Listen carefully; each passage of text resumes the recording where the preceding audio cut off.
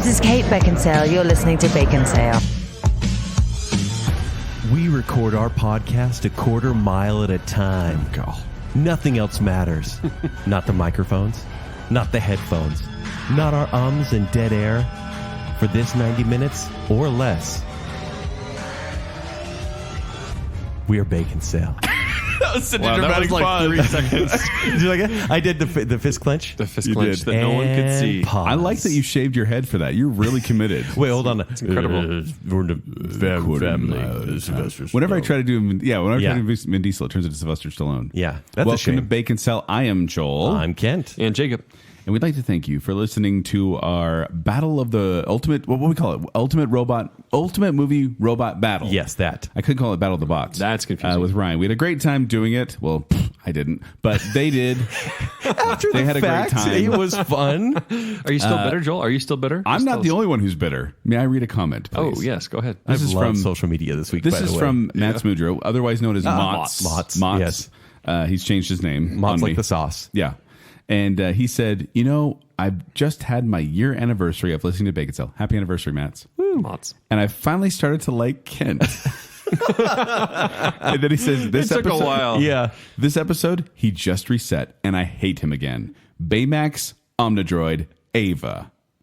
Kent. He just said those Kent, three Kent. things. You know what he mean? meant. You know what he meant. Yeah, Mott's. But we Get over it. I was going to say, it was fun. We had some debates. Ryan was continuing his debates with Blave, actually, on Twitter for a while there. Great to see. They were going back and forth to robot heads going at each other. It was kind of fun. Yeah.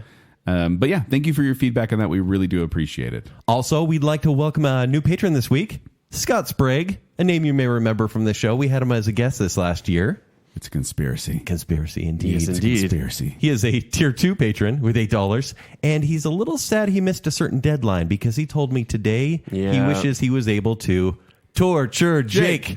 Torture Jake. We have to bring that one back. He said, what do I have to do for this? And so I told him very clearly, Scott, as soon as you buy some Crocs and send me a picture, I'll do it. Wait, what? We have this Was this a personal conversation? No, we have a running joke with Crocs that he saw that I was wearing some at the last event, and so at the one last, Not a sponsor. the Quick Wits, he was like, "Hey, you wearing them?" And I just stuck my foot in the air. I'm like, "Oh yeah." He really wants you to review the latest Post Malone album. Oh gosh. So he would love that. Will you please do that for our patron? Oh, let me think about it. Yeah, as soon as I get those Crocs pictures. Oh, my word. But thank you, Scott. Yes, Good to thank have you. Scott. And speaking of patrons, Jacob has some exciting things to say. I do? About patrons? Yes, well, patrons and Patrons. followers. I love you, patrons. And also followers, you're pretty cool too. Some of you will even get hot chocolate. Sorry, inside joke. But so no, we would like to first remind you that we're going to be doing a massive, seriously, the biggest Baconsale giveaway that we've ever done. Yeah. So the first 12 days of December, we're going to be giving away a set of tickets to each of you. We're going to be giving it away to patrons as well as to you listeners, a set every day for the first 12 days. And then on the 13th of December, we want to all get together and go to Luminaria at Thanksgiving Point. Which together. is what the tickets are for. We should clarify. Yes. That is what it's for. And so we will be having not only those tickets, but we're going to be able to show up with some vouchers for some free hot chocolate, which Maybe. is what I was referencing there. And not enough for everyone, which is, of course, Inside what the joke on joke was. Baconsale. But yeah, I'm not going to get like hundreds of these. Now, Jake, what would I do in order to win these tickets? Oh, Kent, glad you asked. Joel, can you answer? Yes, I can. So we're going to be giving these to patrons and to just people who follow us on social media. So it's probably going to be 6 pairs to patrons, 6 pairs to those who follow us on social media. And so if you're a patron and you follow us on social media, you get double the chances. Perfect. We will be listing specific posts as Luminaria posts. And they will say in the post, this is a Luminaria post. And if you like and comment on that post, you will be entered to win on social media. Guys, I know we haven't talked about this, but do you think we could do like a caption contest on one of these days or something like that? I think that'd be perfectly fine. I think that'd be fun. But it would be smart to follow us on all Facebook, Twitter, and Instagram to triple your chances right there. So if you follow us on Facebook, Instagram, and Twitter, and you're a patron, your odds are pretty good. They are Yes. good. Patrons will be picking at random, just for funsies. Although maybe Just for funsies. Maybe we give like a pair per tier or something like that. But Sounds great. It'll be fun to do. And so that's how we're going to be giving away. Look for those Luminaria posts on Facebook, Instagram, and Twitter, and like and comment on them in order to enter to win one of these. We'll be announcing the winners on social media as well. So we're also quickly announcing a partnership which is in the works, but we want to make sure you guys know about this before shopping season because it's just about Black Friday. It is almost here. So yes, we have a new partnership with Traeger Grills. The best. The best. Kent, you are an owner of this. Yes, as well, I own aren't a you? Junior Elite, which I love so much. Hey. I don't want laughs. That thing's amazing. Wait, you bought that last Christmas, actually, didn't you? I did, yeah. Yeah, you were so proud of that thing. Yeah. And then it became my nickname. Last Christmas, I gave you that cow heart, and the very next day, you gave it away. Gave it away. Yeah. It was off. It was weird you did that. No, it wasn't. But so we have a new partnership with Traeger Grills. So we're going to have special pricing for you listeners. Anyone, we're going to have a URL specific to Baconsale. It's going to be traegergrills.com/Baconsale to get the special deal. Yeah. So More to come on that and exactly what that deal will entail and, rewards and timing and all those different things. But we want to tease it now just so you know it's coming. The real thing we want to focus on to let you know about right now is the big Thanksgiving Point Luminaria giveaway. so much fun. But that's not what we're talking about today. Although we did talk about it. But we're not talking about it anymore. What are we talking about today, Jacob? Today, we're going to be talking about action movies of the 2010s. So, seeing as how it's the end of a decade, we're saying goodbye to That was amazing. You guys did some really good sound effects. We practiced. Did you? No. well, as kids. But it's the end of a decade. 2019 is about to end. We're going into 2020. And so we wanted to take a look back. As you know, we've done horror movies, comedies, and today we're looking back at the last decade for our decade dance. Yes. For action movies. I need Jake to say that. Say what? Action movies? No, the song. Is this the last one? No. Is we this got one not our more. last? We got one more. Decade dance. We got one more. Decade dance. Is the final decade dance going to be like this Decade brilliant dance. opera? Like, what are you going to do for it? Decade dance. Jacob's going to do a song. A full decade dance song. I expect it now. Oh, that's not going to happen. Get ready. Okay. Yeah, so Kent and I have come up with a list of 10 movies from the last decade, action movies. Yes. that we I'm so feel- excited for this theme. Yeah, this is a fun one. Yeah, like comedies. Well, we were kind of like, it's a coming of age movie or it's animated. It made me laugh, but it may not make everyone laugh. Action movies just really get your heart racing, whether they're tense or inspiring, exciting. But once again, the lines are a little fuzzy. Okay, go on. Because there's, when you talk about certain movies, they could fit in the horror genre, Sure. in the comedy genre, and the action genre. But we specifically ripped them apart, though. We tried, but the lines are still fuzzy. Like It you is get, hard. You get some movies where it's like, is that a drama or is that an action movie? Well, And it sometimes all what makes these depends. movies good is that they do cross genres. Exactly. Exactly. So what we're saying is these aren't hard and fast, straight action movies all the time. There's going to be some fuzzy lines here, but it's okay because we approved them. So you're saying our personal choices are gospel now? Yes. And they're exciting to us, but may not be to everyone. True. Although I But will also I say feel that like they're recommendations for everyone. yes, if you're willing to take them. Basically, we want to find an excuse to recommend movies to you guys. Yeah. That is what this is. Baconsale. To you, the listener. Should we get started? Let's do get it. started. Who's going first? I'm going to go first. Okay. Okay, you ready? My number 10 is a very Kent choice. I assume most of these are going to be very Kent choices. Now, hold on. Are they Joel. more like a Jacob choice? A very Kent choice. A very Kent choice? Yes. It's not even action. Came out in 2013. It's Man of Steel. Oh, okay. Do you see what I'm saying there? That's a very Kent choice. It's a very Kent choice. That movie is could be said that's what spawned Baconsale. yeah, you're Because we used to have arguments about Man of Steel, and then every time I'd bring it up as a running gag. Yeah, are on you the sure walks. Gandalf versus the Silver Surfer didn't spawn Baconsale? Given that as 'Cause well. I'm pretty sure it was that argument. But Man of Steel, this is one since 2013 when I saw it that You I want to give a have. synopsis for Man of Steel? Clark Kent is an alien who, as a child, was evacuated from his dying world and came to Earth, living as a normal human. But when survivors of his alien home invade Earth, he must reveal himself to the world. It didn't say Superman once there. Clark Kent is Superman. Oh no! I am so sorry, everyone. Spoiler alert for Man of Steel. 84 years of history. I'm really sorry. This reaches the line of drama a lot because it's a little bit longer. It's an action movie. But it's an action movie because the set pieces, when it goes in action, it's huge. And for me, there are 3 shining, really long action scenes. May I There's- go ahead. May I make a hasty generalization here? Go ahead. I think the majority, I'd say 99% of superhero movies are action movies. It's interesting, though, because when I was doing research for this week and I looked up top action movies of the last decade, no one included any superhero movies because Really? Maybe like us, they were trying to be very specific and divide that the is kind categories. of its own genre. But that's the thing is, it's a subgenre of action is superhero. Yeah. But like you get occasionally. in comedy I'm not going now. to bring it up Thanks, because Marvel. there's some that like have branched out into the drama area. Yeah, that are it's more true. drama. But yeah, anyway, go on. And I may mention some of those, but this one I think there, it's a safe bet, is what I'm saying. It's a safe action bet. So there is obviously the final scene, which is about a half hour of power, where Metropolis is already destroyed by the World Engine, and Superman and Zod are just punching through the city. And there is that, which is glorified action, collateral damage beyond belief. But it's not my favorite action scene. In fact, the scene that takes place in Smallville, where you have Feora and Namek, who's like that giant Kryptonian, they are fighting Superman, and there's like a Sears and an IHOP and all this product placement. Oh, yeah. But the scene is so fun to watch because it shows everything. It shows every punch. It's not quick cuts. It shows Superman being grabbed by his cape and thrown around. I It feel shows like fun's an no interesting kicks. choice for you to use here, though. Oh, I think it's totally fun because it's not dour or anything. These are super beings punching each other into trains. These are things being dragged across the street and gravel being torn up. These are helicopters and jets being torn out of the sky. And yes, in an action movie, that is fun, right? This isn't a war movie. Right. This is bang, bang, explosion, right? And so They should have watching called this, it that. bang, bang, explosion. I wish they had. Man of bang, bang, explosion. Hand on the Bible, I wish they had. But it's just so cool. Like, really, is that a thing that you say now? It's a weird thing to say during action movie. But I love in this because you have the two Kryptonians versus Kal-El, and they're taking them on both at a time, because in a lot of these movies where it's like one person takes on one and then there's other bad guys waiting to fight.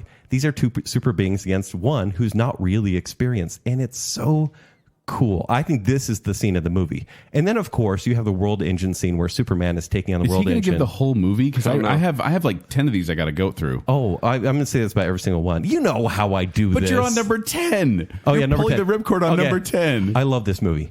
I truly do love this movie. Not that much. It's number 10. This This is top 10. this is my only superhero choice on my entire list. Oh, Yep. Kent. Swear on your mother.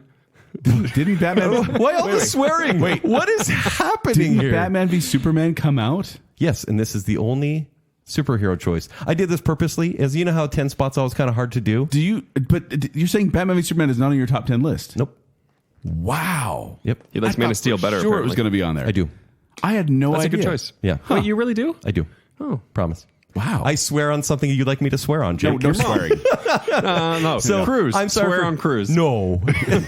So I'm sorry for taking a long time. I could bear my testimony on this thing. I love Man of Steel. Number 10. You already did. The funny thing is, Ken, I don't know if you noticed how much restraint I was using during that conversation. A lot, because you want me to show restraint for some of your choices. Also that, but also because the fact that this is one of those hot button topics where you say Man of Steel, I'm automatically like, haha, here come the jokes. And we've had this discussion so many times. So that I'm many like, times. I don't want to have the whole discussion again. Yeah, that's why I had to jump in and start swearing on things. The only thing I would bring up is the fact that the first time I watched this was not impressed. And then Kent belabored the point that this Like was now. the best movie ever. Yes. And I gave it a second chance. It was not as bad the second time. I shouldn't say not as bad. It was better the second time. It's a good movie. 'Cause it was Off fine. the show, It's a you good actually movie. say you like it, but on the show, we like to push each other's buttons. Yeah, no, I think I like it. Yeah, I just don't the love same it. thing with Gallivant. Joel secretly likes it. No. No, I said moderately Kind of. amusing at best. That's what I say about 2.5 Gallivant. stars for Gallivant? Probably. Or 3? No, I'd give it, the first season, maybe 3. Okay, that's After kind. that, yeah, no. Yeah, We're not talking about Gallivant, though. he does like it. He loves it. So remember how kind I was to your Wait, pick. does that mean I have to be kind to you? Remember how kind I was. I already decided after last week I'm going to be nicer to you. No, you're not. And I know. Oh, can I guess? Number 10? Guardians of the Galaxy. No. Can I guess? Sure. Spider-Man Homecoming. No. My number 10 is The Hunger Games, 2012. Kent. Many years ago. Actually, this is what started Baconsale. I got so mad at Joel for including this on his top 10 list of the year. It was my number 1 Was it that number year. 1 Yes. for 2012? Joel, 2012. I don't know how I missed this. I am genuinely shocked right now. It's a shocking okay, so- choice, but let him go on. So here's the synopsis in case you don't know. Katniss Everdeen voluntarily takes her younger sister's place in the Hunger Games, a televised competition in case which you 2 don't know. teenagers from each of the 12 districts of Pan Am are chosen at random to fight to the death. I say that because, Jacob, this franchise has kind of been forgotten. Yeah, that's it's kinda because like, How it's is that? It made so much forgettable. money. I don't know. But here, okay, I'll tell you why. Because I read the books before the series came out. Same. Which is one of the reasons I was excited to go see it. And then I was bugged because people kept comparing it to Twilight. And I was like, stop that. It's not Twilight. It's a different series. And then I went and watched the movie, which stars Jennifer Lawrence and Josh Hutcherson and Woody Harrelson, Elizabeth Banks, famous director. So you really, I mean, like, you don't feel like this was like an overhyped, underperforming kind of thing? You I thought was it was very impressed with the adaptation because it was very faithful delivers to the book. on the high concept. Yes. But much like the book series, the original movie, the original book, Hunger Games, and the original movie, both very strong. Catching Fire, both very good. I didn't like the book of Catching Fire. I like the book of Catching Fire just and I fine. thought the movie was way better. Movie was, and I was going to say, Catching Fire is almost equal to me as number 10 here. Sure. But then the end of the series kind of fizzles out, and the same with the movies. They split it into two movies, So, and it just fizzles. Can I ask like notable action scenes in Hunger Games that you can recall? I like the one with the shaky cam. So are you just saying for the intensity it delivers? The way they was it the first one you said? Yeah, the first one. Okay. Because the way they delivered the movie was almost exactly how it was in my head, and I loved seeing that on the screen, and it was very intense for me, even though I knew where it was going. I do think shaky cam was overused. Like, I remember we're walking around... It was a headache. They're walking around District 12, and it's like the shaky cam I is they're believe the baking reason bread. for that was to keep it PG-13 because it is a pretty grim book. No, I'm saying the violence, yes, there was plenty of shaky cam. I'm saying they were doing it as they were walking around District 12. Oh, okay. Like, showing people in the city, and they're like walking around like someone is tripping over themselves as they're filming. So that Actually, that the kind people of from bugged me. Cloverfield were hired. Yeah, yes. Exactly. Yeah. But I felt, I don't know. I still look back on that 2012 list I have on the former 76.blogspot.com. If you want to read Shout my out blog. to- yeah. But I put that as my number one, and I still kind of regret that, but I'm perfectly fine with putting this at number 10 on my list because I felt like it was a very well done drama with high stakes because these kids are gonna die. And a good representation because I don't think we're going to have a lot of YA on any of these decade end lists. Probably not. So yeah, good This choice. is one of the few. This is He's one of going the to have few a Harry YA Potter one adaptations. next, I think. Actually, This is one of the possible. few adaptations that I feel like delivered, at least to the first two movies. Same with and Maze, Jennifer Lawrence once Maze Runner again. Part 1. I thought that was pretty good as Yeah, well. that was good. Yeah. But Jennifer Lawrence, once again, this is kind of what made her the mega star, was putting her in these movies. But it's a good cast, good action, intense moments, and I don't know. I really like The Hunger Games. It took me years, but I forgave you Thank you. for putting that at number 1 on your list. By the way, budget So now it's just starting for me, so it's going to be a few years. budget of $78 million, and it made $694 million. Wow. So it did quite well at the box office. All right, what's your number 9? My number 9 is also going to be pretty disappointing, specifically to you. Wait. How many of these are going to be Is this disappointing the to me? All preface? going- no, I is think this it's the preface every time? Well, because I know how you two both judge me. Yeah, it's true. So we don't mean to. my number 9 I is, totally mean to. Yeah. No, I My judge number- you too, though, Kent. My number 9 is The Avengers. Marvel's The Avengers. I have to say Marvel's The Avengers, so you don't think I'm thinking of the 1998 adaptation of the TV series The Avengers. Or in other countries, Avengers Assemble. Wait, Yes. this is 2012. 2012. Same year as Hunger Games, It was a good year. right? But Hunger Games got number 1 that year. On my blog post So back then- retroactively, Yes. this is jumped. Well, it's because, okay, so This is a great choice, Joel. if you don't know the plot synopsis of Marvel's The Avengers, Earth's mightiest heroes must come together and learn to fight as a team if they're going to stop the mischievous Loki and his alien army from enslaving humanity. The reason I So think... mischievous. Hulk Smash Bang Bang. Yes, Hulk Smash Bang Bang. Bang Bang Explosion, is that what it was? Yes. Oh, I love it. Well, this was an experimental film, if you don't remember, because they had 5 movies, 4 characters introduced before this. They had Thor, Hulk, Captain America. and Iron Man, obviously, Yes. and two Iron and Man a movies. Hawkeye in Thor. Yeah, they had the cameos. They had Scarlet Black Widow. Widow and Iron Man 2. Yeah. So Black they Widow, had yeah. that. But then they wanted to take those separate movies and see if they could put it into one cohesive movie. And I think they did a good job with it. Yeah. Now, this is mostly a bunch of fan service matchups. Like you get Thor versus Hulk, or Thor versus Iron Man versus Captain America, or Mjolnir versus Vibranium. Like this is all like things that people wanted to see. This was a high five movie. It was. When I saw this movie, because it was the first of its kind. Yeah. Everyone was high five. This is awesome. Well, and Kent, I know that you hate the puny god moment when Hulk takes Loki by the leg Well, and that's just smashes because it's him around been for a bit. overhyped. And and Jason played. It's exactly right. But That that first time you saw it, The two best moments of that movie are that and Hulk punching Thor. yeah, just boom, just Yeah. onto the side like that. But they have been played out so much now that it's kind of become like, oh yeah, it's we get it, overdone. yeah. But in the moment, I remember being like, man, this is so much fun. And it's a very simple, very simple movie. You can watch this one without having seen any of the other superhero movies and still get what's going on. I'd say true. that the biggest fault to this movie, it takes about 45 minutes to get to the point. It kind of does. And then it's a straight up action movie. Yeah. Yeah. But this budget of $220 million. This wasn't no cheap movie, but it made $1.5 billion. So it did quite well at the box office if you hadn't heard of this one. It's no Age of Ultron. Oh, sorry. So yes, Avengers is my number 9, best of the decade, past decade. Do you mean it? I do. Swear on quick wits. Stop trying to make me swear, Jacob. My number 9 is from 2015, and it is not fun. It's Sicario. Wait a minute. Is that action? Well, it's action-y. Because I had that one, but I moved it to my drama list. This one was in my drama list, but I moved it to action because of the way I felt in this movie. So the synopsis is... I think I'm with Joel on this. That's more drama. An idealistic FBI agent is enlisted by a government task force to aid in the escalating war against drugs at the border area between the U.S. and Mexico. I'm not angry at you for choosing this, Kent. I'm angry that you may have scooped one of my drama choices. Okay. And I took a couple excerpts from my original review, and this is why I feel it's action, because of... I never felt like... this is kind of a nice movie here. This is a somber movie. A nice movie? From the first How many scene, dramas do you know that are nice movies? Oh, well, wait till next show. From the first scene where a SWAT team breaks into a house in Chandler, Arizona, only to find a grisly aftermath, you'll be hooked in the most unsettling way possible. It's very creepy. And I said, your heart may be stuck in your throat for most of the movie. And that is what action, when it succeeds in this specific way, this is why I consider it action. Whether it's, remember how there's a traffic jam at the border? Oh my gosh, the border scene. Yeah, the border scene. The border scene is so intense. Also, there's the night vision goggles in the tunnels at the end of the movie. Yeah. Or, and like I said, the opening This is scene a really solid, gritty movie. with I like three- that you and I both picked Josh Brolin movies. So that's true. Also, so starring Emily Blunt, Benicio del Toro, and like you said, Josh Brolin. I said basically, unless you live in Arizona, you should see this movie. In my original That's review, good, that's good. It really, man, it gets my heart racing. I think, man, Denis Villeneuve makes all different kinds of movies, and this one I feel is his action movie of any of his. Okay. So it's my number 9. Ken, I forgive you for choosing something that you really love? That was not action. And that's where it crosses, yes. Yeah. I hope you remember that for future choices. Okay. You're basically like, it's action in I my like heart. how we're like asking for forgiveness. Like, please like Man of Steel so that you can I like didn't this. say I like it. I just didn't bash on it. So my number 8 is from last year. It's Upgrade.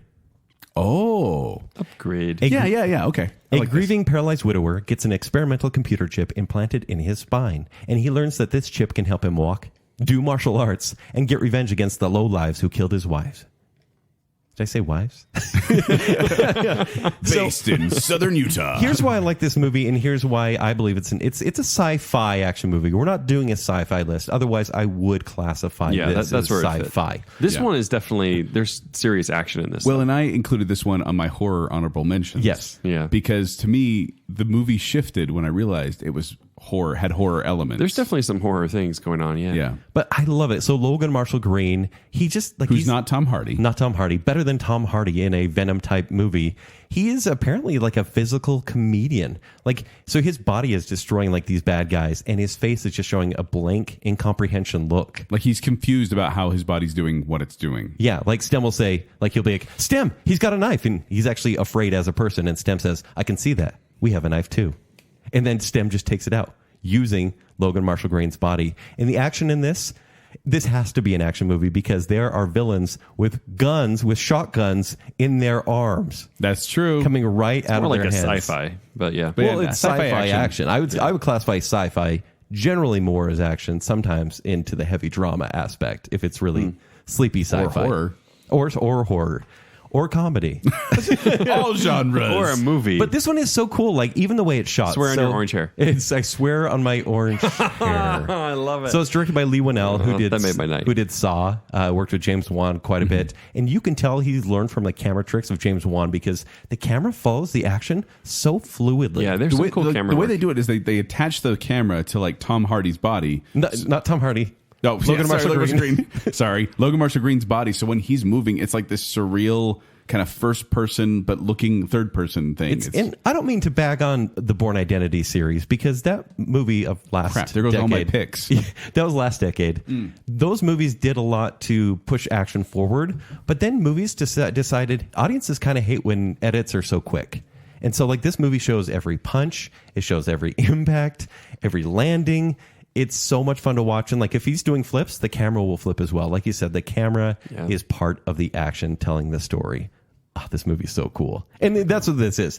It's not my favorite movie on the list. It probably belongs somewhere in the honorable mentions, but it's so much fun to watch. It was a big surprise for me. This is one that ClearPlay asked me to review, and I was like, That's what I was sure, gonna say. whatever. It's because it came out of nowhere, and then you're Yeah. like, hey, this is actually pretty entertaining. Exactly. As opposed And we brought to, it up before on the show, too. like, if that one had a huge hype, we'd be like, Yeah.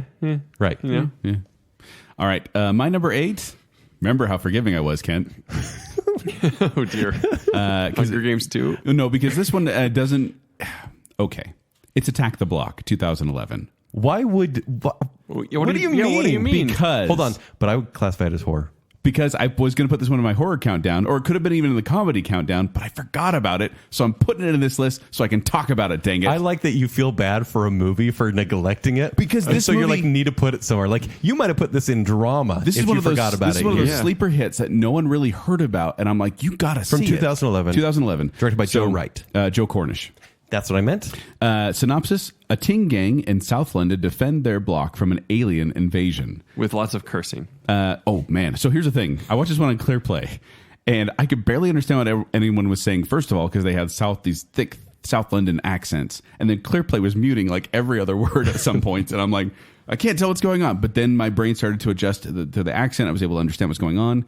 But this movie, it's about a group of kids who get in over their heads with this alien invasion, but it's not like a horror alien invasion. It's like they're having fun at first because I think, oh, it's fun to kind of Though it's beat quite these aliens. menacing. Yes, but then the creatures appear. The creature effects are fantastic. For such a cheap made movie. Yeah. Like they're these dark furry creatures, but like they absorb light. Like there's no light coming off of them. They're like these dark creatures, and they have glowing blue teeth, like this kind of green blue. I can't explain it other than they look really cool. Yeah. And otherworldly. So, and this movie stars John Boyega in his first role ever, and he's now gone on to Star Wars fame. Wait, and then fame? Star Wars movies. Infamy? And then Jodie Whittaker was also, this is I think it's her first role too, or one of her first roles. And then she went on to become the Doctor in Doctor Who. And so like people have said this is kind of the starting point for a lot of sci-fi careers, which I don't know what anyone else is doing. Nick Frost is in it as well. Yeah. So it's a lot of fun. Like the kids are punks. Like these are punk kids, vandals, kind of bad people. And you really don't like them at first. But then as the movie progresses and you kind of see who they are and how they react to certain things, you grow to really like them. And I became like a fan of these kids as they're going around and just trying to survive because these creatures are everywhere. So this is, like I said, this is kind of, it's not particularly scary. Like there's some creepy parts, but I wouldn't. I'm going to give you the action nod because the scenes I remember are like the quick moving chases, like through the hallways and stuff. Parkour stuff. Yeah. Mm-hmm. And then like the fireworks scene and things like that. Like they're fighting. They're fighting. And so I kind of included this in the action list, even though it could be included in horror. And it is funny too, because there's the way they react to what's going on is hilarious. And so it could have been in a comedy, but I wanted to put it here. So Attack the Block 2011. It is available on ClearPlay DVD. I don't know where it is streaming, but that's one I think you should watch. Subtitles? Maybe, because they're, like I said, you can handle it. Thick accents. Like I remember the line from the trailer is just like, "It's an alien, brother, believe it." And I was like, "Whoa, this is a unique." That's actually on the poster. Is it? Mm-hmm. Nice. My number 7 is much more action and probably much more Kent approved. Ooh. 2000. By the way, I've liked all your choices. Have you? Why did your voice crack when you said that thing? I wasn't behind it. I did not swear on anything. My number 7 is one that Kent's going to prove it. 2014, it's John Wick. All right. So John Wick. Heard of that one. Yeah. Number 7? Number 7. Man, I'm interested in what the next 6 are. An ex-hitman comes out of retirement to track down the gangsters that killed his dog and took everything from him, otherwise known as a country song. Indeed. Starring Keanu Reeves. That's all you really need to know. Now, this is one of those movies that, once again, kind of came out of nowhere. Because I'm like, oh, Keanu Reeves, he's fun. I liked him in The Matrix. I like him in Bill and Ted's. I'll watch him in this action But movie. for years previous, you hadn't really seen him in He anything. hadn't done anything. For And like he was a an older decade. man, too. I was Yeah. like, yeah, kind of old. It's the old man action shows. We The get in this. vigilante story. Yeah. That Taken did well and that every movie tried. So Yeah. this movie is one that I'm not saying this is revolutionary. Like, it's a pretty straightforward I would. vengeance movie. I don't know why, though, but it does feel that way. Every now there's and then, magic. it's just nice to have a show like John Wick where the revenge is unapologetic and brutal, and the protagonist is single-minded in his purpose and extraordinarily good at what he does. This is a ballet. It's a ballet of violence. Did you see the third one? Violence. Did you see the third one? Yeah. John Wick was trained in ballet. That's true. Oh, what? So this is like just a simple and satisfying action flick, and John Wick was in our action heroes bracket and did quite well. If you haven't listened to that episode, listen. Yeah, go But listen. he's a newcomer, and so I wonder if people were like, oh, he's just like you said with your kids in Yeah, our bacon bit. Where you toting on said the hotness. latest thing is the coolest thing, and I'm Yes. like, I didn't want it to be that. Like Baconsale. But I really think that this is one of those action movies that it's brutal. I'm not saying this isn't brutal. It's brutal. A lot of people die. The body count is very high in this movie. It's uncomfortable violence. Double tap. often. It's not uncomfortable. It is nice. Come on, the violence in this I one. cringe. He'll I'll tap watch someone in it, the chest and I'll and just go, to make sure they stay down. "Oh, It's all in the head. Well, He is a okay. professional. Here's the other thing is that this movie, and I say this knowing how dumb it sounds, but the violence in this movie is, there's a lot of it, but it's minimal, meaning the sense that they don't dwell on it. It's just like pop, pop, pop, pop, pop, pop. People are dying left and right. Precise. But there's no like, No, there is there's sometimes. no chunks of brain matter, for example. Oh no, yeah, it's not and gory. except the one You're scene, leaving but- out the beauty in some of these scenes. The nightclub scene is amazing to watch. That's what I was actually going to bring Yeah. up, is that these action sequences, as brutal as they are choreographed. Yes. This is not quick cut, Liam Neeson can't really fight, so we're going to make it look like he's a really good fighter. Him climbing over the fence in 37 takes. Yes. Yes. This is, Keanu Reeves has rehearsed this for weeks, probably, trying to get it right. And then they have this whole thing set up where Yeah. he's going and the camera's moving. It's so well done.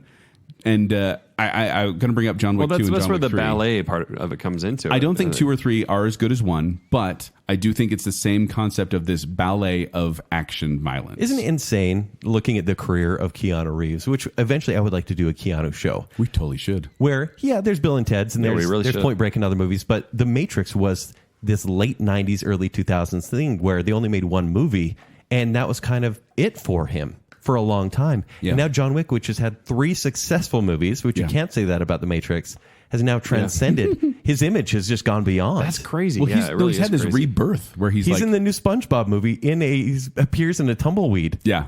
Well, he's trying to be casted into everything right now. Right. I don't you think know? he's trying. I think people are coming want to him. him. No, I don't mean Like, he's everyone trying. loves Keanu. I mean, Because everyone's he's just trying. zen. Yeah. People Yeah. want Keanu because he's zen. Well, Yeah. in Matrix, and back. John Wick, my number 7 action movie of the decade. All right, my number 7 is, I mentioned this in my guilty pleasure choices, and I love this movie. Swear on John Wick. I swear on Gypsy Danger, it's Pacific Rim from 2013. Gosh.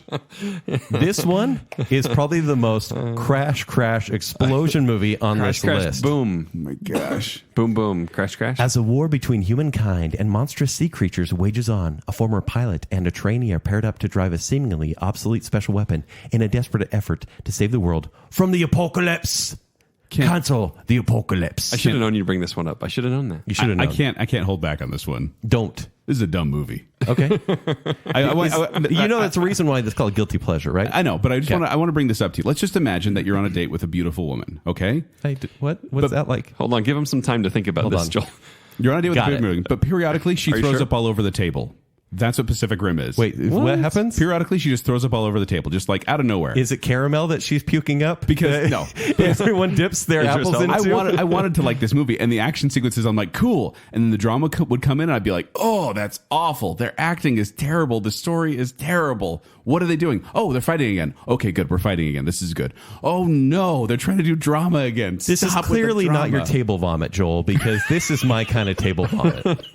Thank you for that. It was caramel after all. Because granted, is the acting good? No. But the story and the world they created, this is a sequel, essentially, because they set up everything that happens in the world, which I would like to see that movie made well.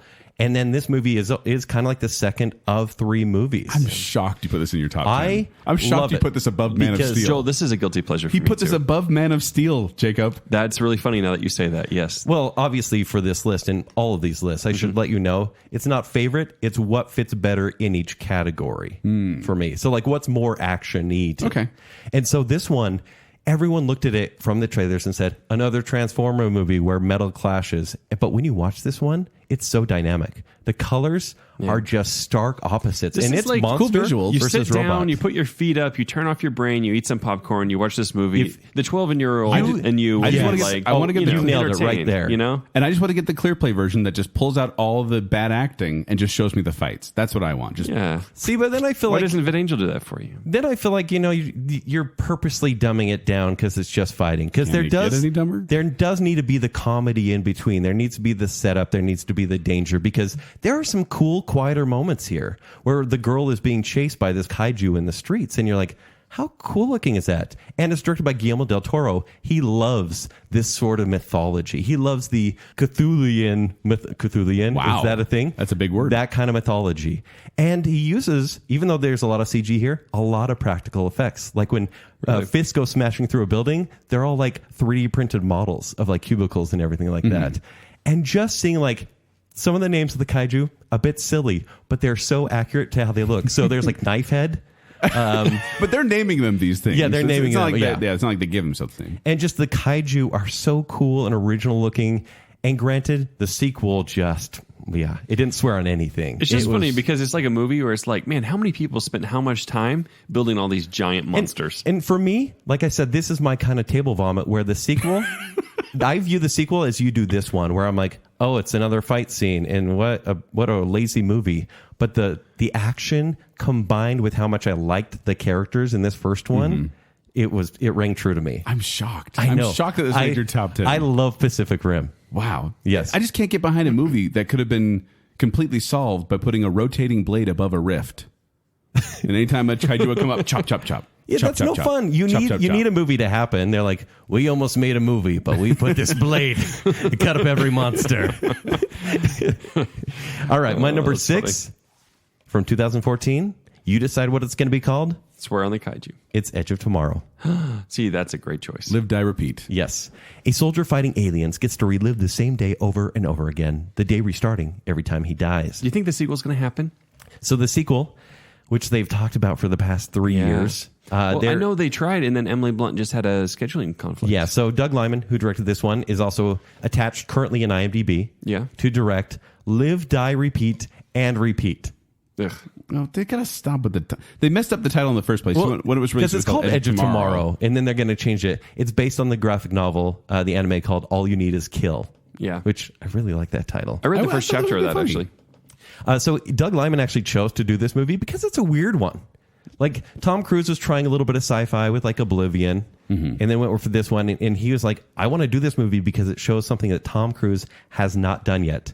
He is someone very bad at what he does. He's just kind of a slime ball, honestly. And he's basically trying to run away from war. Becomes good at it. He becomes good. How long does it take him? How many deaths? But it was nice to watch Tom Cruise run away from problems. Yeah, like he and was be scared. Like, yeah. Not only that, like the reason to love this, even if you hate Tom Cruise, because remember, there was a solid, maybe even still, 8 years where people didn't like Tom Cruise. You get to see him die Yes. a lot. And that was satisfying, honestly. Wasn't it? It was. And I was love like- Tom Cruise, but even like, then, yeah. it's like Watching him, it makes you laugh. watching his face melt. Face melt. watching like getting run over, Yeah. getting impaled, Yeah, there hit were by so a many. truck. But it's all done kind of almost comedically. It is. well, because- there's a montage where it Yeah. gets a little comedic. Yeah, And I feel like the action, even though the aliens are kind of like the standard robotic alien sort of design, they are cool. They're menacing and they're dangerous, but they're not the best part. It's just all the mayhem happening. It's almost like a battle. It is the Battle of Normandy, which they have in this movie. And there's everything happening, and you will see Tom Cruise dying. It's really with the editing too. You'll see him dying, but then you see him run again. Like Right. it's showing his next action the next day. And then you also see him just be really proactive in taking out these aliens, and you're like, oh, he must have died before. Right. Granted, it's a Groundhog Day concept, but it succeeds because of the writing, because of the way it's shot. I completely agree. Because many movies try this and don't succeed. I think it's fantastic. I don't know what else you have on your list, but this is definitely one of my favorites. I love it. And the score is also perfect for the action. And thank heaven you did not put it below Pacific Rim. Granted, this list changes by the Because day. I was It does supporting this. you, but that would have been a bridge too far. And also, Emily Blunt needs to be mentioned. Fantastic. She's so cool in this movie. Yeah, she is. She's such a good protagonist. So, my number 6 was Edge of Tomorrow, Live, Die, Repeat. Nice. My number 6 is going to be Kent approved. I have no doubt in my mind, although he may be disappointed it didn't crack my top 5. It's 2015, Mad Max Fury Road. Okay. So, Oscar winner. Heard of this one? Oscar winner, Mad Max Fury Road. In a post-apocalyptic wasteland, a woman rebels against a tyrannical ruler in search for her homeland with the aid of a group of female prisoners, a psychotic worshiper, and a drifter named Max. What a weird Directed by summary. George Miller, who did Babe, Pig in the City, Happy Feet, and The Witches of Eastwick. I love that. I love that joke. Does him a disservice a little bit. That's true. All that is true. Directed, starring Tom Hardy, not Logan Marshall Green, Charlize Theron, and Nicholas Hoult. You can recognize them. Zoe Kravitz is in it as well. So I had not seen any of the previous Mad Maxes before seeing this one. Not even Road Warrior? Really? I don't think so. Because it was this movie that Not made me on want- TV or anything. No, I grew up on It's that such a crap. Saturday morning movie. I knew about them, Yeah. but it was this movie that made me go back and say, I need to know more about this franchise. When I asked my dad about life, he just let me watch Lethal Weapon and Mad Max. Like that was pretty much it. Yeah, Beyond Thunderdome. that explains a lot about Jacob. So Mel Gibson fixation. Yeah. So this one is it's confusing, it's unsettling, it's bizarre, and it's absolutely entertaining. Like this, even though this was a sequel, true. this was probably the most unique movie of 2015, and maybe the most unique movie on my list. So it's like nothing you've ever seen before. You watch this movie and you're just caught up in this weird world. And granted, like I said, I hadn't seen the other ones, so I was floored by what I was seeing. And the stunt work is fantastic. Like they are doing practical effects on probably 90% Yes. of the thing there. Like they have this, we've talked about it before on the show, I believe, where they say, go watch this video on YouTube where it shows before the effects were added what it looked like. Yeah. And it's almost exactly the same, like with explosions and cars flipping over. Because this is a road chase movie in a post-apocalyptic setting. And I don't really quite still don't understand how water is scarce, but fuel is plentiful, but that's beside the Fine. point. It would have been Yeah, so just good. accept it. Why don't you just put a blade above the rift? It would have been so good if Mel Gibson would have reprised his role, I think, I agree. as Max instead of Tom Hardy. Considering Tom Hardy only had a few lines. In Well, this movie. Furiosa really is the focal point of this movie, and Charlize So Theron. it totally could have worked. Yeah. Yeah, it does a fantastic job. I think Mel was in not great favor still, probably. Yeah, right? probably. Still probably, but this is one that I hesitate recommending to people because it is so bizarre. Because it's just weird. Like you watch this and you're like, what am I watching? But then I was okay. I want to say that this is like an adrenaline fueled ride through the mind of a crazy person. But I was happy to be a passenger on this ride. Yeah. I Happy really enjoyed feet. it. Happy feet. But this one is rated R and it's a really soft R. Oddly enough, like It I was is. looking at it and I was like, why is this rated R? Well, there's a pregnant woman in peril. Yes, exactly. Very much peril. And so, yeah. And so, but this is available on Clearplay DVD and Blu-ray if you want to watch it, if you wanted it edited. But it's kind of a soft R, so it's not too intense. It's intense, but not like gory intense, and not like sweary intense. I think there's Every brief time you nudity, say that's it. intense, I don't think of intense. I think of people Intense. Intense. In the desert scenes there, Yeah, literally. So Mad Yeah, Max yeah, Fury exactly, Road. yeah. That is my number 6. Okay, fantastic. We're into the top 5. Top 5. All right, gentlemen, let's start our top 5 with my number Let's do 5. Oh, no. It's not Ken approved. Oh, it's not. G.I. Joe Retaliation starring Dwayne "The Rock" Johnson. Oh no. No. What happened there? Why did they kill off the cast from the first movie? I don't know, but that's not my pick, so let's not talk Totally about forgot. I that. wish it were. it. That was my fake out pick. That's for you, Sam. He said he missed those. Spider-Man Homecoming, Okay, 2017. there it is. So this is one where, if you don't know the story of Spider-Man Homecoming, it's actually kind of interesting because I don't do the traditional origin story. This movie picks up kind of after things have happened. And Peter Parker's being Spider-Man. He gets approached by Tony Stark and actually this is after the events of Civil War as well. So this is kind of Spider-Man advancing. Now, is this the traditional Spider-Man? No, this is Iron Spider. This is a little more, Iron Man, Yeah, Tony tech-based. Stark. Yeah, Yes. tech-based.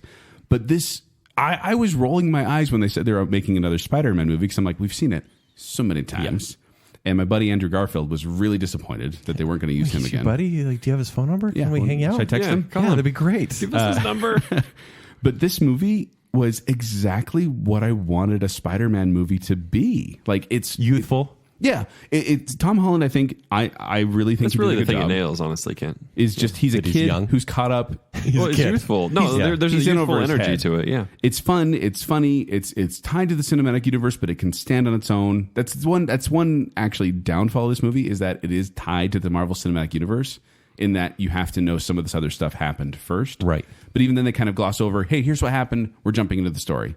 But they didn't need to show Uncle Ben getting killed. They didn't need to kind of, show how he got his powers. They're just like, he's Spider-Man. He has these abilities. Deal with it. Moving on. And I kind of like that about it.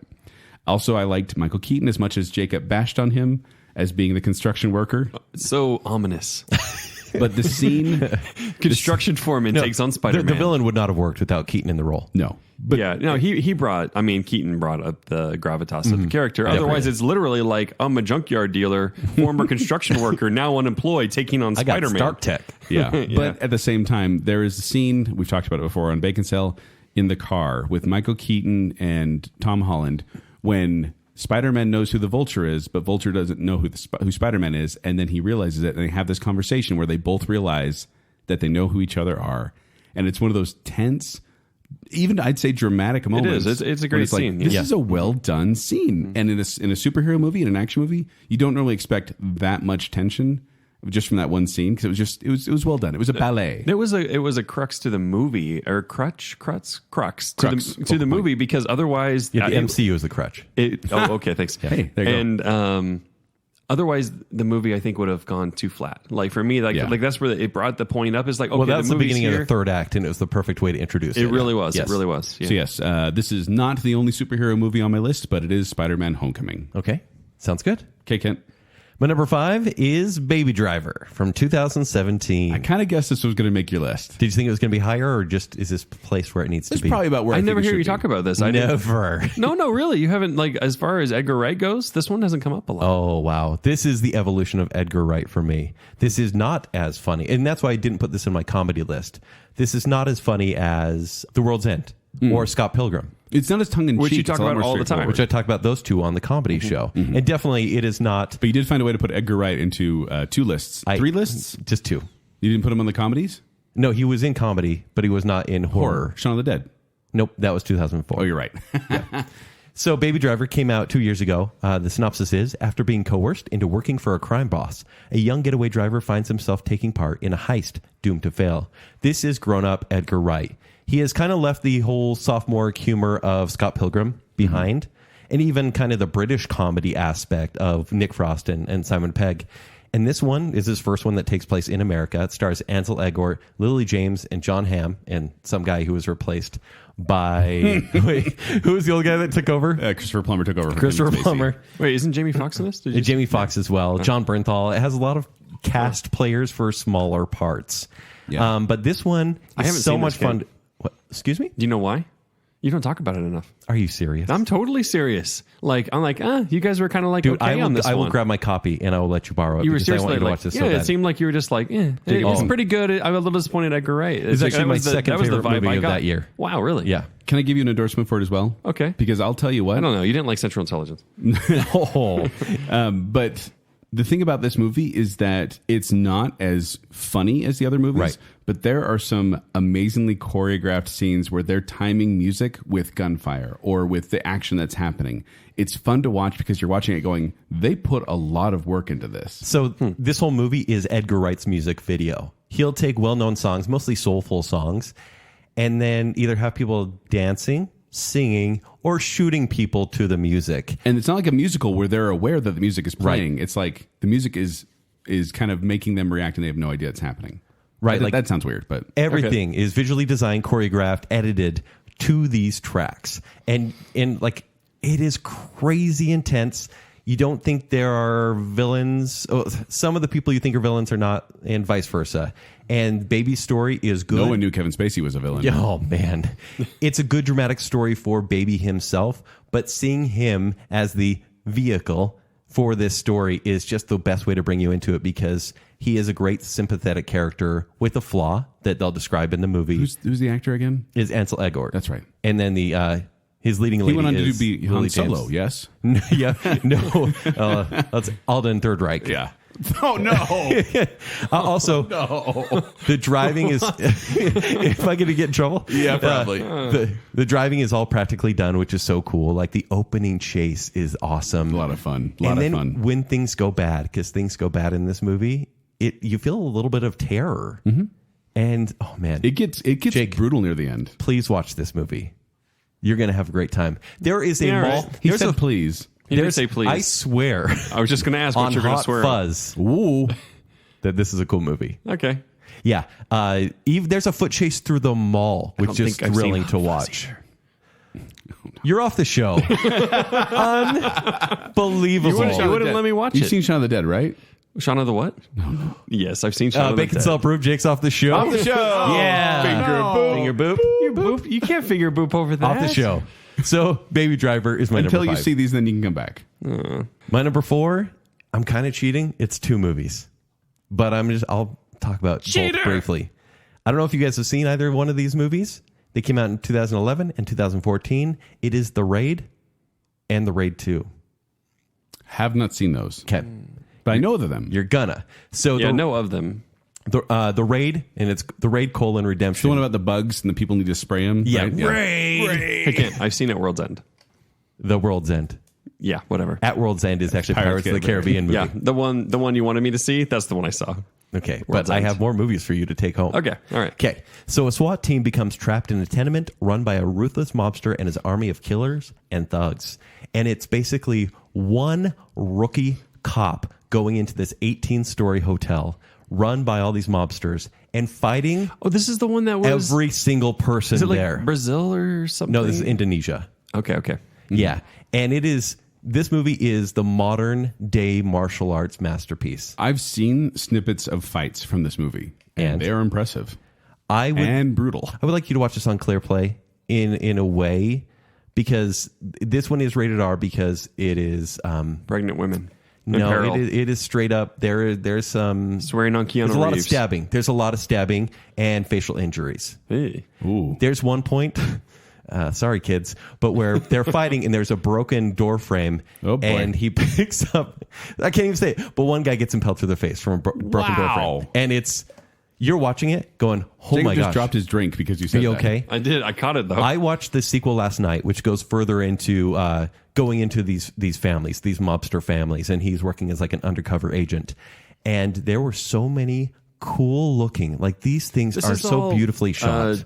Dubbed though, right? You can watch them dubbed or subtitled. Do you prefer dubbed or do you prefer Subtitled all the time? I need to hear their voices. Otherwise, it's like, I need to get that guy who is a cop in disguise. And Wait, it were you just reading the doesn't script? work. That was Pacific Rim, right?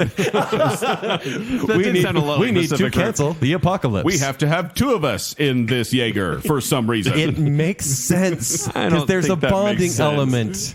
Watch the movie. There's mythology. So this is directed by Gareth Evans, both of these movies, and I'm waiting for him to do a third movie because what he's done here, Jake, you need to watch this. Joel, find a way to watch this on Clear Play. Right. Get Emily to get me. I know we we've said this. The choreography here is stunning. The way they're shot. I'm watching the sequel last night, and I went, "Oh my gosh! Oh my gosh!" And I do not react. I'm by myself. It got to the point where Is that because the face impaling? well, there was more of that last night. Yeah, what was the other thing? You were One like, guy, the John Wick one stuff. guy, You were like, there it was a Mongolian nice. grill part where he took a bad guy's face and cooked it like on Mongolian grill, gosh. and I was like, "Oh, stop it right now!" And my I need TV, to recommend this movie right now. my Kids, PlayStation, cover your eyes. My PlayStation has a voice sensor, like it will, like I can turn it off basically with my voice, and it was like started blinking. It's like, "What do you want me to do?" Because I started like, "Stop it!" This movie is incredible. Just watch it. There's like no slow motion. You see every punch. The car chases are incredible. Just all I can say is watch these 2 movies. Okay. If you've ever been a fan of Kung Fu, I felt like, okay, sorry, I'm going on now. But you know how dads are always known to like cheesy 70s Kung Fu movies? Right. This is the one for the modern days. Okay. The Raid. For modern cheesy dads. Yes. Okay. My number 4, I'm excited to say, is San Andreas, starring Dwayne "The Rock" Johnson. Ooh. No, it's. I hesitate to say it, not because it's a bad choice, but because I hesitate to say it. It's kick-arse. Oh, okay. you literally I literally hesitate hesitate to say it. yes. That's how we refer to it on this show. Keep it family friendly. But this is one of those comic book adaptations. Once again, a superhero movie, but no one has superpowers. This is basically people dressing up as vigilantes and having little to no experience. Well, some have little to no experience. Some have very much experience. Here's the synopsis. Dave Lazuski is an unnoticed high school student and comic book fan who one day decides to become a superhero, even though he has no powers, training, or meaningful reason to do so. And this stars Aaron Johnson, Nicolas Cage, Mark Strong, Chloe Grace Moretz. Did I say girl? and this is directed by Matthew Vaughn, who did Kingsman, which I brought up on the comedy show. And we actually talked about Kick-Arse a little bit on the last show Similar as well. tone. Yes, but this one I felt, the reason I put it in action instead of comedy is because I felt like this one went a little darker at the end. Like the ending of Kingsman, I was laughing uproariously. The ending of Kick-Arse, I was on the edge of my seat like, what's going to happen? Like, this is brutal. There are some scenes in the middle, too, involving... Yeah. Yeah. So this is a hard R. Like how cryptic I'm trying to be. Yeah. Brutal violence, pervasive language, sexual content, nudity, drug use. Like it's kind of got everything. And Kent's not going to agree with me on this, but I feel like it would have done better and maybe have been better if they would have tried to make it a PG-13. Keep the violence, maybe not make it as brutal. Nope. But I think 0%. I honestly think the vulgar language and the intense Nicolas violence Cage is is distracting. shooting a 12-year-old girl. She's with wearing a bulletproof vest. You cannot show that in a PG-13 movie. You can, because she's You can't. okay. That's a kid in peril right there. No, but she's not in peril because she has a bulletproof vest. No, it I'll would talk have to been the rated MPA. R. I'll get it to work out. We'll keep that scene in. Sure. But this was like a fresh take on the superhero genre. Like this is one where I'm like, okay, this is different. This is fun. And it's not just the movie either, because I actually own an edited copy of this movie because I really enjoyed it so much. But also the soundtrack. Yeah. This is a soundtrack that I've listened to many times. That's why it cracked my top 5, because I'm like, this is a movie I've referenced and watched and listened to a number of times because I think it's just a well-done superhero movie. And I feel bad that the general public didn't embrace it as much. This didn't do as well at the box office as many other movies. It budget of $28 million and it made $96 million. So it did good. Yeah. But like it was one of those sleeper ones that I'm like, people don't really talk about it. And the sequel was trash. It's trash. Honestly. But there you go. So Kick-Arse, as we call it here on Baconsale. Indeed. My number 3 is Rampage, starring Dwayne "The Rock" Johnson. Wait, is there a running theme? There definitely is now. He had a lot of movies this past decade. Yes, he did. No, since Kent decided to combine 2 movies for his Raid and Raid 2 pick, I decided to combine 2 movies for my number 3. Except you didn't know he was doing it, but... Yeah. But I decided to do it now. Okay. No, I had it on here as 2 movies, so I'm glad you did that. So I have an excuse to put Avengers Infinity War and Avengers Endgame as my number 3. Oh, okay. Because this really is one long story told in 2 parts. Both movies cannot stand on their own, but if you put them together, it is an amazing epic tale bringing so many different parts together from 20 movies that came before it. And even though Ken has strong feelings about Marvel and the Marvel Universe, Indeed. I have to give respect to what they did with these movies because they brought together a Marvel Cinematic Universe into one movie. Do you see Infinity War as the more action-oriented movie, though? I actually rated Endgame higher because of Score-wise? the emotion. Yeah. Is it kind of like a Kill Bill Volume 1 and 2? Yeah. Where 1 is the action movie, 2 is the a little more philosophical drama one? into Yeah. it. Yes, exactly. Sure. By the way, if you want the synopsis, Infinity War, Thanos wants the stones. Endgame, what happens after Thanos used the stones? There you go. There's the synopsis. Yes. Starring everybody. And this one was funny, too, because, I mean, the box office, you look at it, and these are expensive movies to make. Like, they're $300-400 million. But then they both raked in over $2 billion. Avengers Endgame being, at the time of this recording, the highest grossing movie of all time. I don't know. Charlie's Angels might beat it. Rated, Too soon? A little bit. Oh, no, not at all. Rated PG-13 for snapping and dusting. No, this was That's a good part in Legally Blonde. Is that like a drug that we don't know about? Yeah. I wanted to put Avengers kind of earlier in the list, the original Avengers, because then we got a glimpse of Thanos and what the universe could be, and it was an experiment back then. But then I think they saw that experiment worked, and they combined them obviously in Winter Soldier and Civil War, like they had those kind of team ups. Right. And they get to this one, and it was all the moving parts coming together, and it could have been a horrible, horrible mess. It really could have. But they managed to pull it off in a way that was satisfying to the fans and tolerable to the Kents. And I think that's what makes it impressive. Accurate. So I wanted to give some respect here for what I consider to be one of the greatest action superhero experiments. Ensembles, for sure. Yeah, like of the best action ensembles. I'd say ever. The greatest superhero experiment ever, because they were able to be like, here's these properties. Guardians of the Galaxy, for example. No one cared. No one knew. And now they are mainstream. Iron Man was a B-lister, and now he's mainstream. And that was, obviously that was 2008. Sure. But I just had to show respect to this movie, even though I'm going to get the wrath of Kemp, and I'm going to be off the show too soon, Jacob. Oh, no, I won't put you off. I remember I'm being I'm nice to nicer you than the you show. Yes, I remember. I Right? remember. We're being Yeah, nice to you asked for it. I'll be nice. Just not to me. But I kind of took off. Jake, you're on the I show. got kicked off the show. Listen. I kind of took off the Jaeger gloves for Pacific Rim, though, so I was worried about bringing this up. It's okay. But you were looking at me with your, okay, look. There's a lot of Marvel here, but that's okay. There's a lot of Marvel in the past 10 years. It's okay. lot. That's all Akin's top 3. So it's fine. 24 movies. My number 3 has kind of been mentioned, and I'm cheating again. It's 3 movies. It's John Wick 1, 2, and 3. I think Parabellum. that- I'm glad. I'm glad you included those. I have to. Why 1, 2, 3 Parabellum? Well, number 3 is called Parabellum for some reason. Yeah. There's one. kinda weird. Is chapter 2. Doesn't 2? It doesn't No, have a and name? then chapter 3, Oh. Parabellum. We've talked about this already, but what these directors do, they are stunt I noticed, coordinators. by the way, that you were so quiet during my John Wick discussion. Oh, I'm like, of course. he's going to bring Yeah. that up later. And I Honestly, don't want I to thought it spend was too much time, but they bring so much clarity, fluidity to every single move in this movie, whether it's a gun, a car, a motorcycle, a book, a horse, a pencil. The horse was Exactly. hilarious. Everything is beautiful in this one, and it kind of feels like you were saying, like an opera in a way, a ballet performance. Something I didn't bring up when I Yeah. talked about it, and I hope you will, is that I forgot to mention the world building. So that's what I was going to say. That's Yes. the only thing we haven't mentioned. In the first one, they kind of go, yeah, there's a hotel where you're not supposed to hurt other hitmen, but sometimes people do and they get in trouble. And then the second one, they're like, oh, okay, so there's more in the world. There's more hotels. In fact, they are all connected and they can put hits out on the hitmen that do bad things. And number 3, they're like, there's like a presiding society of hitmen. the table. And so John Wick, who is retired at the beginning of the first one, he's out of this world. In fact, he's out of this world.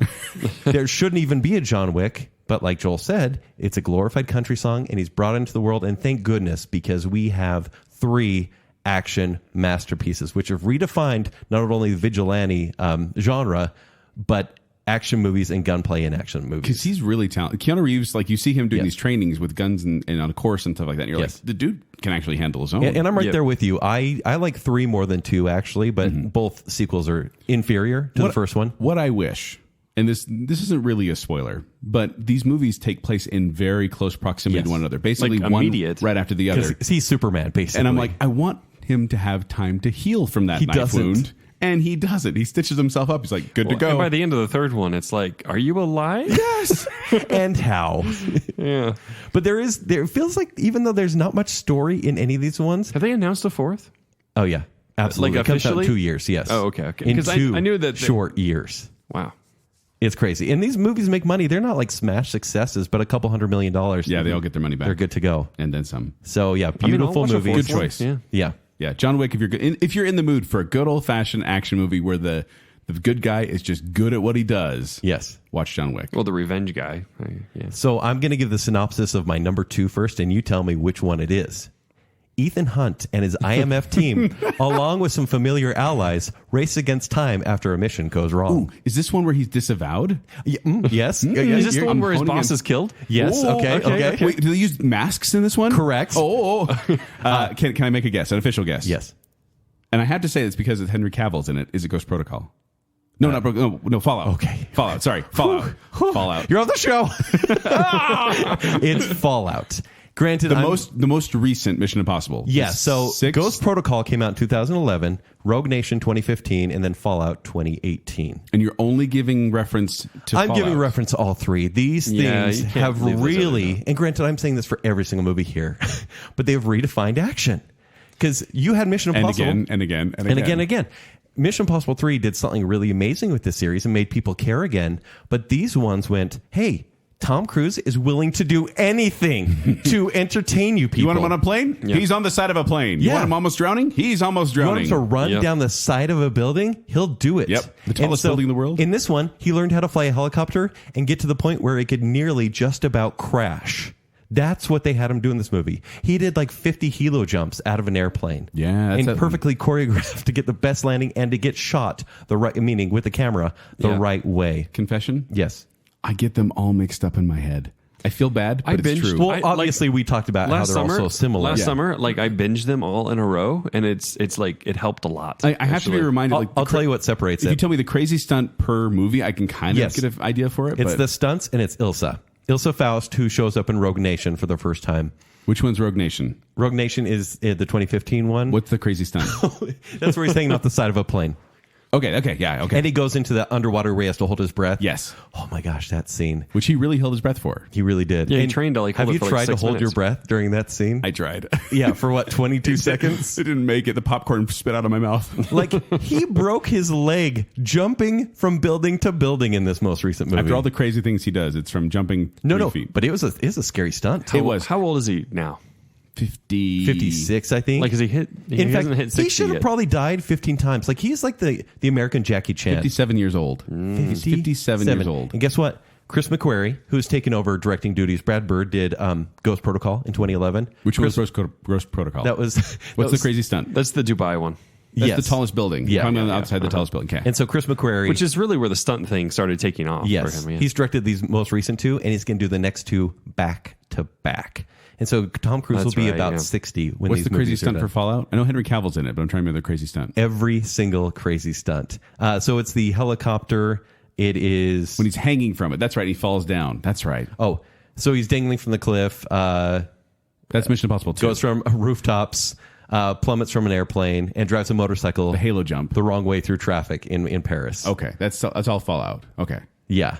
Oh, man. These movies, they get me. And it's nonstop action to the point where it's exhausting, but that's okay. Bring it on. Honestly, Fallout and John Wick 3 get to a point where you're like, it's about 15 minutes too much of action here. Yeah. But I'm into it. It's great. And you think some action movies should just be white noise? You could watch them in the background. It's fine. You can hear a punch or kick thrown. But these movies, there is art to them. And it's the writing and it's the editing, it's the pacing. It all the just Henry works. Cavill. It's And the Henry Cavill. Henry Cavill's mustache. Oh, The boy. mustache that's ruined Justice League. Oh, man, that's is your what- number I two. I'll should've- take it. I This should have movie's had you so much swearing. better than Justice I should have League. had you swearing on that the whole time. I swear on Henry Cavill's mustache. I love this movie. And that was your number 2. Number 2. Number 2. I know number one. I'm intrigued. Do you? Yeah, I figured it out because the new Mission Impossible would be up there. But yeah, I just figured it now out. I'm trying to figure it out myself. But Joel, I really don't know yours. no. I mean, I have one guess, and I'm like, oh man, Kent's going to be so mad. My number 2 is Skyscraper starring Dwayne The Rock Johnson. I knew that one was coming next. That movie, it's probably the worst one. So no, my number 2 is not only a superhero movie, it's also a Spider-Man movie. It's Spider-Man Into the Spider-Verse. Yeah, okay. Wait. This is the animated one. Yeah. Okay. So teen Miles Morales becomes Spider-Man of his reality, crossing his path with 5 counterparts from other dimensions to stop a threat for all realities. I guess this fits, but that seems like a really a surprising choice for Like action. an animated action movie? Is that what you're Animated. saying? Yeah. So this was one where, once again, I have a thing where I'm like, oh my gosh, they're rebooting this again, and I get so folding my arms like, grouchy. I don't want to see. You wish we Homecoming. did And then you put it animated. in your top 10. Do you wish we did an animated list? Kind of. He just wish he had a Spider-Man list. Yeah. He does. If there was more This one. Spider-Man Save it movies, for our that's all that would Spider-Man be in show. the top 10. Oh wait, we already did a Spider-Man show. Indeed. But I actually texted Kent not too long ago. I don't know if you remember this, but I said, Kent, because the longest time U of I said Spider-Man 2 is our favorite Spider-Man movie, and I texted Kent. I said, I have to tell you, I think Spider-Man Into the Spider-Verse is my new favorite Spider-Man movie. And then Kent was like, swear on Henry Cavill's mustache. It's kind of like when my daughter said Frozen 2 is the best He movie just they've texted me ever and said, seen. he texted me and said, you're off the show. I did. No, this is one where I once again didn't really care for it. We didn't need another Spider-Man movie. But then this movie plays on that. The fact that we have had so many Spider-Man movies, and they're like, yeah, you know what? We're going to utilize that, make reference to that, and then bring in other Spider-Man and other characters. progress everything. Yeah. And I don't know. I hesitate to bring this up, but I was worried that this could be one of those kind of like, Sony's still trying to cash in on their property. yeah. And it was just one where like, we just need another cash in. Hey, how about we mix up the characters? Let's, like they do gender swaps sometimes. Miles Morales. Here Miles we go. Morales. He's different. He's not Peter Parker, but it made it work. Like the relationship between Miles Morales and other It didn't and, only make it work. It made me want to see only that from now on. and Peter B. Parker. I loved his Yeah. storyline. I loved Nicolas Cage. It was hilarious. I even like Spider-Ham. Ugh. John Mulaney I thought was funny in that. And then the animation is superb. It's because it's not traditional animation. It looks like you're watching a comic book. Right. And it just makes it feel that much different. I like the voice acting. I thought that overall this was one of those movies, and I know this is going to be very typical of me. I get emotional every stupid time I watch this movie. And When? I've shown this. At what part? Yeah, what makes you emotional? Oh, there's so many parts. When Spider-Ham gives him the hammer and he says it's in his pocket. Stop it. No, there are literally parts in this that get me emotional. And I've showed I can't this think of any that because you guys don't have hearts. But Can you just set up a camera in your TV room So we where can we can? watch. It just turns on, kind of like when you see like a Ring doorbell thing. This would be great when you Baconsale start content. crying. And we have like the movie and your face the whole I'll just I time. just you want know. riff tracks, but it's you crying, Joel. Oh my gosh. I want that. Make that happen. it's not. Rob. I'm not to cry loud. It's one of those things where I start getting like You're not allowed to cry. You're a private crier. It's like the eyes start to well up, and I'm like, "Don't look over at me." But I've shown this. I mean, it's PG. I've shown this to my kids. I've shown this to adults. Enjoy it. I've put this on in a random group, and Ken, you know the fear of this. Jacob, maybe do too. But when you put on a movie for mixed company, when it's like people of varying tastes and ages, Yeah, and you're sure. like, is this going to appeal to everyone? Is someone going to hate this? And then you put it on. And then you're like, I should not put Man of Steel on right now. But then I put this on, and everyone was engaged. Everyone was enjoying it. And at the end, everyone liked it. And I went, I love this movie. I bought it. That's very accessible. This is one of the few movies Yeah. I own on this list, and I have watched multiple times. When I first watched this, as you know, I don't give things 5 stars on first viewings. Right. So it got 4.5. It is now a 5-star. Hey, I actually don't like the end of the movie. I think Really? the end fight was just I enjoyed ridiculous. it. I enjoyed it. Yeah. But thank you for bringing that up right after I say I love this movie. It's 5 stars. Didn't deserve it. You like your thing? Had the whole time to bash on it. I do love But as soon the as I movie. bear my testimony, I love the movie. I gave it best film of the year last year for the UFC. You did. You Yeah. did. All right. That's my number 2. Number Should we get into some 2. honorable mentions? Honorable mentions. How many do you have, Kent? Because I have a lot. Only like 12. That's about how many I have. Okay. I'll just run through mine real quick, That's a lot. and hopefully you guys won't dwell on them too much. I mentioned Catching Fire from the Hunger Games before, but I skipped one. Sorry. Oh, I have a guess. Rio. No, because it's not an action movie. Rio's in there. 2012, I gave it to Jack Reacher, actually, an honorable mention. Surprising. It wasn't John Wick, but I was like, oh, that was kind of fun. The first one's pretty good. Catching Fire, I mentioned Oblivion, Snowpiercer, Guardians of the Galaxy got an honorable mention. Snowpiercer. From 2015, Rogue Nation, Mission Impossible Rogue Nation got an honorable mention. 2016, Captain America Civil War and The Accountant.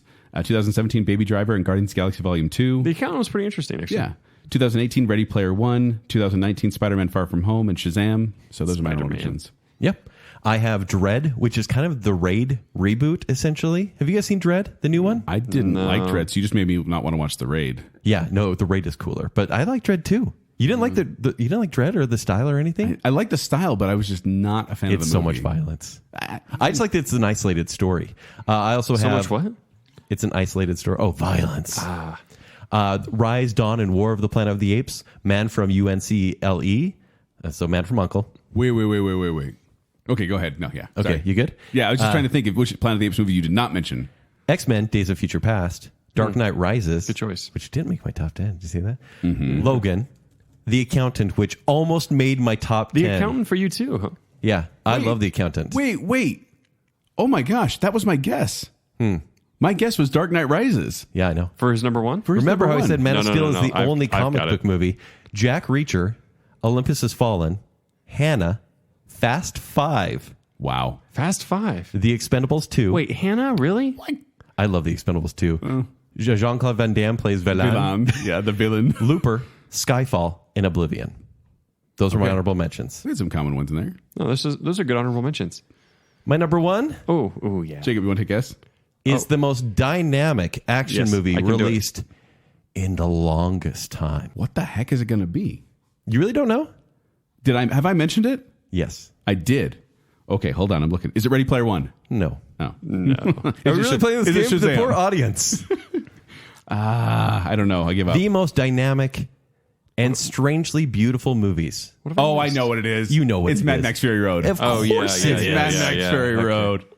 There's something to Fury Road. There's everything about Fury Road. When I mentioned this in my summer movie preview back in 2015, I was like, guys, I'm excited about a Mad Max movie, which is 25 years too late, maybe 30 some odd years too late, that George Miller was, he's... He was like 77 when he made it. Yeah. Right? And he has made a lot of strange movies, including 2 Happy Feet movies. I said, why bother? But this looks like a 2-hour car chase. And I think that's what he's going to do right. And I remember you guys were like, a 2-hour car chase? That sounds terrible. And I said, you know what? It may be, but let's just give it a shot. This movie is stunning. Mm-hmm. Beautiful. I'd call it beautiful. It's beautiful. Which is weird to call for a car chase movie, but it's You beautiful. talked about the practical effects. So the editor of this movie had 470 hours of footage to edit. It took her 3 months to watch this footage. Wow. To cut it all together. Tom Hardy's Mac Rockatansky only had 52 lines in this movie. He's like a side character in his own movie. Yeah. It starts with his mythology and his madness, if you will, but then becomes something else. Something that the audience wants more of. George Miller needs to make another movie like right now. In fact, Charlize Theron said that they will probably make a prequel for Furiosa. Is he alive still? Yeah, he still is. Well, he better hurry. It could happen any minute. But I'm watching this movie going, wow, I'm really watching a car chase movie. The very first time I saw it, I said, yeah, the practical effects are cool. And wow, the set pieces are really cool. And then you hear drums and you're like, wow, there's war music. And this is so awesome. And everyone's trying to get to Valhalla. And then all of a sudden you see the Doof Warrior playing a flaming electric guitar. Well, don't say a flaming guitar. It's an electric guitar that shoots flames out of it. It's not just on fire. Flames. And then a guy He's playing the wearing war long drums johns. on part of this truck. And I'm going, unbelievable. You're like, I haven't seen anything like this since Babe. Pig in the City. Yeah, it wasn't even the first Babe. Oh, it wasn't. Yeah. There's no reason this movie should exist, but it's a blessing. It is a blessing that it does. It truly is. This is the best car choreography. What was that that's ever been sacrilege put in joke you film. had earlier? Oh, who's been swearing on everything? Wait, didn't Jacob say something was a blessing from before? Oh, it was the freestyle machine. That Oh, was it. yeah. No, that's true. I stand by that. I swear on freestyle machines that this is a modern masterpiece. It was nominated for Best Picture. Mad Max Fury Road nominated for Best Picture. It did win 6 Oscars. What that did it year. lose to that year? Anything. Because it didn't Something win. terrible. Probably Yeah. Spotlight. There wasn't anything. No, it was the wasn't year after terrible. Spotlight. Spotlight. It was Spotlight. Okay. It was Spotlight. That's right. Good movie, but man, definitely not a Best Picture winner. Fury Road. Incredible. I'll never forget this movie. I love it so much. Yeah. It made my list. Yeah. Yeah. As it should have. Yeah. Or can I guess yours? I'll tell you. It's Fast and the Furious presents Hobbs and Shaw starring Dwayne The Rock Johnson. Actually, I thought I had yours and you mentioned your honorable mentions. So, All right, Ken, you want to guess mine? Yep. I do because it's been mentioned. It has. We're going to continue the tradition of you scooping my number one. It is Rogue Nation. What? No. It's not Mission Impossible Rogue Nation? No. What is It's it? confused by Mission Impossible. Yeah. If it's you not didn't that. notice, I only had one Mission Impossible in my honorable mentions. Was Rogue Nation. So, but you have said it. It was on your Oh, list. it's Pacific Rim, clearly. No. Oh, Pacific Rim. It's not Nice Pacific Rim. choice. Is it Edge of Tomorrow? It is. Oh, cool. yeah. Live, That's a Die, good Repeat, choice. Edge of Tomorrow. That's a good choice. This is probably one.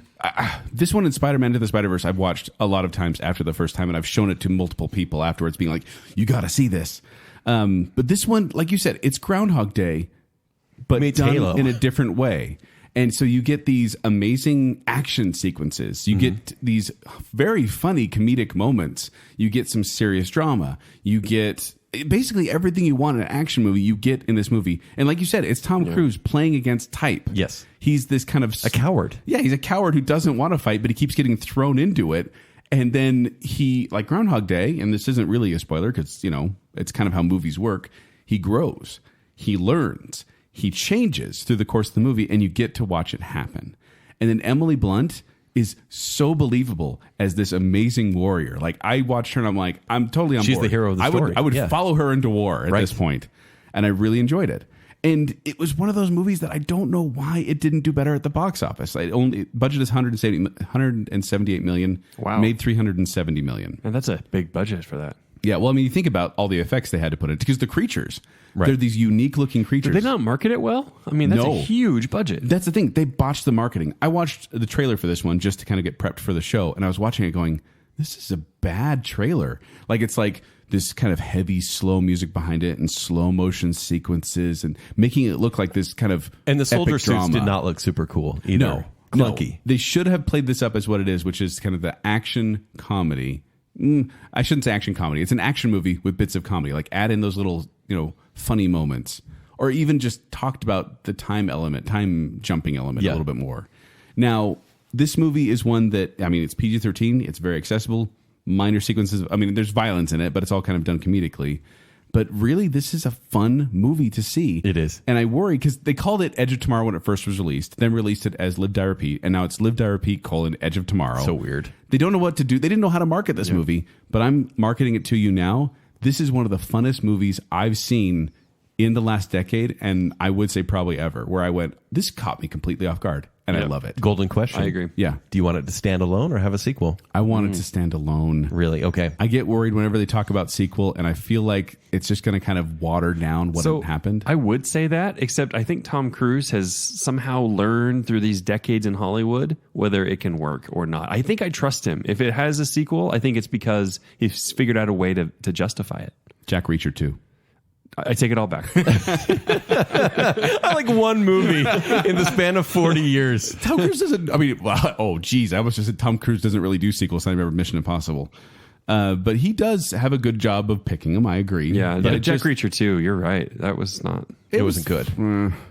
But this like is a really, C- if you haven't seen at Edge of best. Tomorrow, I highly recommend going out to watch it. I don't even know where it's available, but I'm sure it's available everywhere. Yeah. Streaming. I mean, not for free, but Right. available for streaming. I want to check Netflix right now to see if it's there. All good choices. Please watch all of these movies if you haven't yet. Do you want to run through your top 10 once again? Yes, my top 10 is Man of Steel, Sicario, Upgrade, Pacific Rim, Edge of Tomorrow, Baby Driver, The Raid Redemption, John Wick, 1, 2, and 3, Mission Impossible, and Mad Max Fury Road. And my 10 are The Hunger Games, Marvel's The Avengers, Attack the Block, John Wick, Mad Max Fury Road, Spider-Man Homecoming, Kick-Arse, Avengers Infinity War / Avengers Endgame, Spider-Man Into the Spider-Verse, and Live Die Repeat, Edge of Tomorrow. Love it. And if there are movies that we've forgotten about or just simply, didn't mention, didn't talk about enough, let us know. Yeah, we may be saving them for our drama show, Yes. but maybe we forgot them. So let us know on our Facebook, Instagram, and Twitter. And if it's a Luminaria post, make sure to like and comment in order to be entered to win. Exactly. There's going to be a lot of winners. Make sure you go and take advantage of this opportunity. Yeah. And we would like to thank our patrons. The I Am the Listener category, it's Terry Finley, A More Civilized Podcast, Stephen Ross, Adrian Gray, Chris Strout, Braden Winterton, Spencer Larson, Crew Dutler, Infendo Radio, Steve Peacock, Colton Cook, and Jennifer Kielkowski.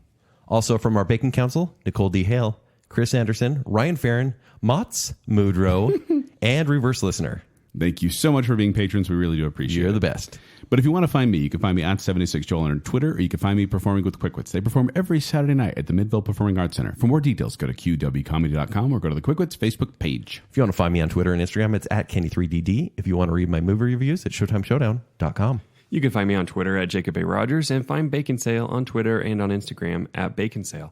If you want to become a patron, go to patreon.com/Baconsale. This is a fantastic time to join. There's lots of giveaways that are happening right now and more cool things to come. In fact, right now you'll get more than double better chances to get some Luminaria tickets. And we also, if you listen to the last Bacon Bit, we're giving away some cool local spicy fudge for people. If you haven't listened, then this will sound cool. Spicy fudge. It's cool. Well, there is a peppermint version, a peppermint flavor. So, you'll be able to get a better chance to win that if you're a Patreon as well. There's lots of really, really cool perks. Come check it out. We'd love to have you join our team.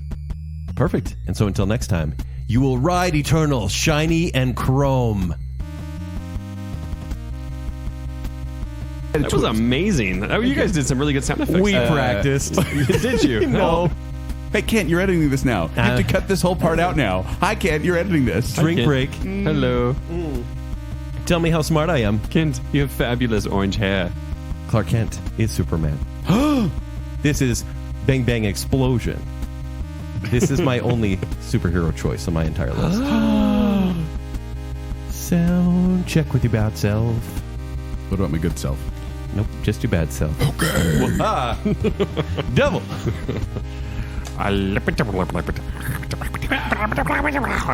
What he said. Angel. Same Love thing it. with Gallivant. Joel secretly likes it. No. He does like it. He loves it. These kids are gonna die. It took me years, but I forgave you. Because I know how you two both judge me. Yeah, it's true. So, we don't mean to. my number 9 I is... totally mean to. Hulk smash bang bang. Yes, Hulk Smash Bang Bang. It's an alien, brother. Believe it. I've liked all your choices. Why did your voice crack when you said that thing? I wasn't behind it. I did not swear on anything. It's not uncomfortable. It is nice. When I asked my dad about life, he just let me watch Lethal Weapon and Mad Max. Satisfying to the fans and tolerable to the Kents. But you were looking at me with your, okay, look. There's a lot of Marvel here, but that's okay. And on the Bible, I wish they had. Wearing your orange hair. It's I swear on my orange hair. I love it. So it's true. Do you mean it? I do. Swear on Quickwits. Yep. Kent. Swear on your mother. Wow. I swear on something you'd like me to swear on, Jim. No swearing. No. So Cruise. I'm sorry Swear for- on Cruise. No. Swear on John Wick. I swear on Gypsy Danger. Please. I swear I was just going to ask on what you're going to Hot swear on. Fuzz. Ooh. I swear on Freestyle Machines. I swear on Henry Cavill's mustache. Had the whole time to bash on it. I do love But as soon as I the movie. bear my testimony, This is stop with the clearly not your drama. table vomit, Joel, because this is my kind of table vomit.